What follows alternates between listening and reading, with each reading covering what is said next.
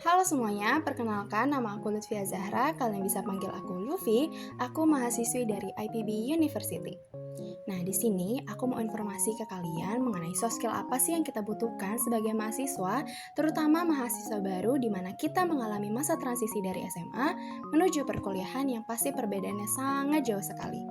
Apa aja sih? Ini dia. Yang pertama, berani keluar dari zona nyaman. Kenapa begitu? Karena tidak ada kata tumbuh dari nyaman. Kita harus bisa eksplor hal baru, kita harus cari tahu hal yang baru. Gimana sih caranya? Kita harus memiliki rasa curious yang tinggi, kita harus meningkatkan rasa ingin tahu kita. Dimana kalau kita kepo, kita mau coba.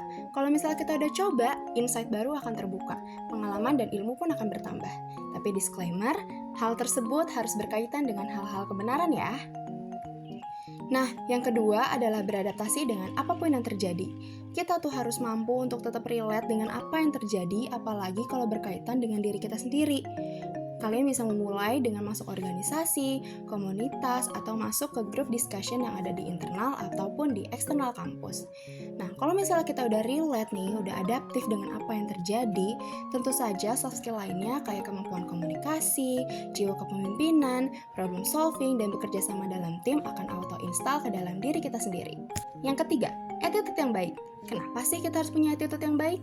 Karena adab itu lebih penting daripada ilmu. Nah, kalau misalnya kita punya adab yang baik, tentu saja itu akan memudahkan kita untuk mencari ilmu. Gimana sih caranya supaya punya attitude yang baik? Nah, attitude itu dasarnya adalah pikiran. Pikiran dasarnya dari apa yang kita lihat, apa yang kita tonton, apa yang kita dengar, dan apa yang kita baca. Nah, kalau dari hal-hal tersebut kalian menerimanya yang baik-baik, tentu saja pikiran kalian akan mendapatkan asupan makanan yang baik. Nah, kalau misalnya pikiran kalian dapat yang baik-baik, tentu saja itu akan berpengaruh kepada attitude kalian. Lalu yang keempat, menguasai platform digital. Nah, kayak yang kita tahu sekarang nih, kalau kita ini tinggal di dunia modern, di mana semua hal itu ada di internet, terutama ilmu dan informasi. Kalau misalnya kita bisa menguasai platform digital, tentu saja akan sangat bermanfaat dan memudahkan kita sebagai mahasiswa untuk mencari ilmu dan informasi dengan mudah melalui internet yang sangat bermanfaat untuk kita di dunia perkuliahan. Yang kelima, kemampuan menganalisis informasi. Dari kemampuan tersebut, kita bisa memilah nih informasi yang benar atau salah. Jangan sampai kita sebagai mahasiswa mendapatkan berita burung.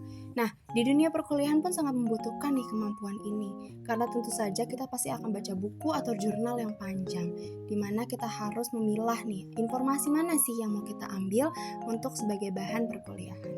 Nah, caranya itu kita harus terbiasa membaca, kita harus terbiasa menonton berita atau informasi-informasi di artikel.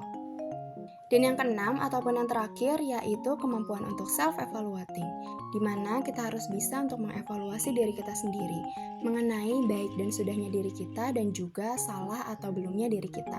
Dari segala proses yang udah kita jalani, kita harus evaluasi supaya kita bisa mendapatkan langkah yang lebih baik untuk di depannya.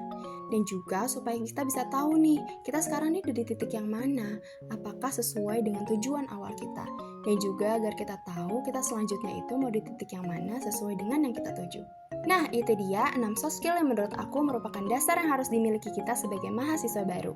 Karena nih, tentu saja dunia perkuliahan itu sangat berbeda dengan dunia SMA, di mana sekarang kita dituntut untuk belajar mandiri, dituntut untuk berkembang sesuai dengan inisiatif dari diri kita sendiri. Jangan sampai nih ya, fase emas kita, fase sebagai mahasiswa baru terbuang sia-sia tanpa proses yang menghasilkan masa depan. Jadikanlah fase emas ini sebagai tabungan ilmu dan pengalaman yang dapat bermanfaat untuk kita ke depannya. Mungkin itu saja yang bisa aku sampaikan. Semoga video ini bisa bermanfaat untuk kalian semua. Terima kasih yang sudah menonton. Sampai jumpa.